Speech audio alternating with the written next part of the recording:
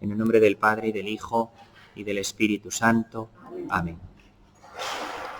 Pues en este segundo día de la explicación de la Eucaristía en el Nuevo Testamento, el otro día estuvimos hablando de la relación que tienen las comidas de Jesús con los suyos, con la Eucaristía. Ahora damos un pequeño paso más, también siempre dentro de los Evangelios, y miramos cómo la Eucaristía guarda una gran relación, evidentemente, con la muerte de Jesús, y hay que decir alguna palabra sobre ello. Ante todo, los relatos de la institución de la Eucaristía, excepto el de 1 Corintios 11, que está en las cartas de San Pablo, sobre todo hay que decir que directamente ya se enmarcan en el contexto de la pasión. Y además, la Eucaristía pues, expresa también el sentido que el propio Jesús le dio a su muerte. A partir del Evangelio, por tanto, es posible decir una palabra cierta sobre el sentido que el propio Jesús le dio a su propia muerte. Y podemos verlo a partir de la tensión que él mismo experimentó y padeció a causa del encontronazo fuerte con los líderes religiosos de su tiempo. A partir de esa tensión que él vivió constantemente con ellos, Jesús no solamente pudo intuir que iba a morir, sino además darle también un sentido a su propia muerte.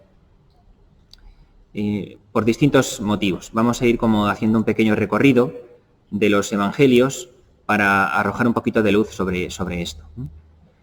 Vemos en esa tensión con los líderes religiosos de su tiempo y de su pueblo varias cosas, ¿no? La concepción de Dios que Jesús predica, su actitud ante el sábado, la acusación de que era un blasfemo porque se hacía a sí mismo igual a Dios, la autoridad que él dice tener para interpretar la ley, y especialmente también su escena de la entrada en el templo, y también su pretensión de purificarlo en la escena de la expulsión de los mercaderes, ¿no? Son motivos que pudieron ir llevando a Jesús perfectamente a prever su propia muerte. También la muerte antes de todo esto de Juan Bautista, su pariente, que había sido martirizado, pudo hacer pensar al propio Jesús que él correría también esta suerte. Los fariseos, en ese momento, cuando Juan Bautista ha muerto, se acercan a él hipócritamente para decirle que se vaya, porque Herodes le busca para matarlo. Los mismos fariseos también lo buscan para matarlo y quieren quitarlo de en medio, pero tratan de ver en esta oportunidad un pretexto para que Jesús se aleje y se vaya. La exigencia de dar la vida, que Jesús siempre predica, ¿recordáis? El que pierda su vida por mí, por el Evangelio, la salvará, pero el que quiera guardar su vida la perderá, ¿no?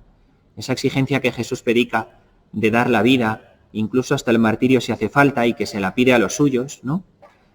Pues puede ser también una muestra de que él mismo pensase en la posibilidad de morir de una manera violenta. Jesús además hace también él mismo alusiones veladas a su pasión, él mismo, como por ejemplo, recordáis cuando él habla del esposo que le será arrebatado, ¿no?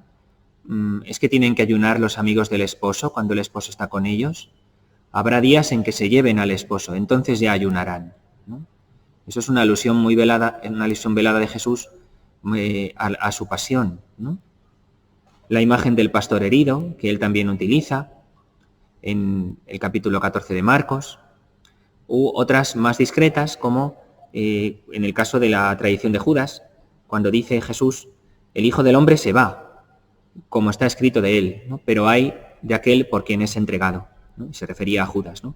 Pero de sí mismo dice que se tiene que ir y que va a ser entregado, ¿no? Por tanto, estas alusiones veladas del propio Jesús, también en el Evangelio se utiliza el símbolo bíblico del cáliz, el cáliz que tengo que apurar hasta el final, el cáliz que me ha preparado el Padre. Le dice a los zebedeos, ¿sois capaces de beber el cáliz con que yo he de beber? ¿No? Y del bautismo, ¿no? y de bautizaros con el bautismo con el que yo tengo que ser bautizado, ¿no? Estas dos figuras, del bautismo y del simbolismo del cáliz, también evocan la pasión y también las utiliza el propio Jesús. Bueno, todas estas predicciones, todas estas palabras o estas referencias que están en los evangelios a las que acabo de aludir como un aluvión, todas ellas tienen garantía de una autenticidad histórica, probada por el hecho de que aluden a la pasión sin hacer referencia a la resurrección. No se puede decir, bueno, es que después de que Jesús resucitó, la primera comunidad cristiana sabía todo lo que había pasado e incluyó en el Evangelio, como si desde antes ya Jesús lo hubiese sabido, todo lo que había pasado, ¿no? Como que lo escribieron a renglón, a toro pasado lo escribieron todo. No, no se puede decir eso, porque la comunidad cristiana, tras la Pascua, cuando ya Jesús ha resucitado en su credo, siempre habla de la muerte de Jesús asociada a su resurrección, sin separarlas. Nunca aparece una alusión a la muerte sin hablar también de la resurrección. En cambio, en todas estas palabras de Jesús, o todas estas escenas que os acabo de recordar, siempre hay alusiones a la pasión sin hacer referencia a la resurrección.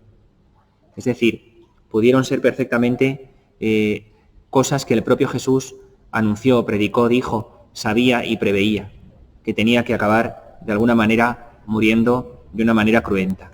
Y no son un invento de la comunidad cristiana después de la resurrección de Jesús. Igualmente también se ve como poco, con un núcleo totalmente histórico previo a la pasión de Jesús, esos tres anuncios que recordáis que Jesús hace. Sobre todo, esos tres anuncios en los que Él predice a sus apóstoles que tiene que ser entregado a los sumos sacerdotes y a los fariseos y ser crucificado y morir. También como poco, en ellos hay como poco un núcleo completamente histórico. Todo esto es cierto que Jesús pudo entreverlo, pudo adivinarlo perfectamente por los acontecimientos que sucedían, no necesitaba, digamos, aludir al hecho de que Él es Dios y lo sabe todo. Humanamente, en cuanto hombre, Jesús, que va viendo cómo se desenlazan los acontecimientos, pudo perfectamente prever su muerte y hablar de ella. Entonces, esto en cuanto a la muerte de Jesús, el contexto de su muerte, pero luego también hay que decir una palabra sobre qué sentido le dio. ¿Qué sentido le dio Jesús a su muerte? Bueno, pues aquí acudimos a un dato que Jesús utiliza constantemente, que aparece también en los 4 evangelios, que es el hecho de que Él utiliza para hablar de sí mismo una imagen bíblica que es la del profeta perseguido, que aparece repetidamente en el Antiguo Testamento y que Jesús aplica a sí mismo. Esta imagen del profeta perseguido, como digo, aparece en el Antiguo Testamento, pero ya también se había aplicado en el Nuevo Testamento a Juan Bautista, que antes que Jesús había muerto mártir, y el propio Jesús luego aplica esa imagen del profeta perseguido a sí mismo. Y también aquí hay pruebas históricas en la comparación de los evangelios, pues de Lucas, de Mateo, de que Jesús utilizó esta imagen aplicándosela a sí mismo. Por tanto, ¿qué sentido dio a su muerte? Pues el primer dato es este, el profeta perseguido. Y luego también, aunque no aparezca en los evangelios, se puede admitir que Jesús viese diseñado el plan de todos sus sufrimientos y de su propia pasión en la figura del siervo de Yahvé. ¿Recordáis el capítulo 53 de Isaías, 52-53, la lectura del siervo de Yahvé sufriente que precisamente hemos escuchado en el Viernes Santo, siempre cada año? Se proclama esta lectura.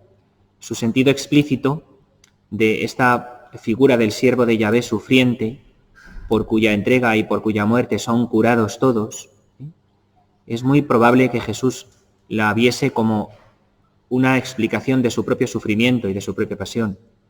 Recordemos que el Señor conocía perfectamente las Escrituras y que también rezaría con ellas, y muy probablemente en todas esas escenas y alusiones que constantemente aparecen en el Antiguo Testamento, en la vida de los profetas, él mismo se viese reflejado.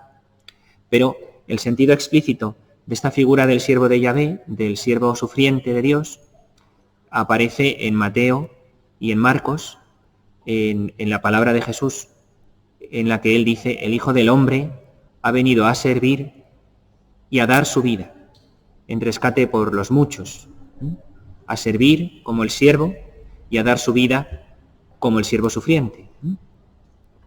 Por tanto, Jesús dio claramente un sentido redentor a su vida, ofrecida por todos los hombres, pero sobre todo el significado de su muerte lo va a expresar Jesús sobre todo en la institución de la Eucaristía.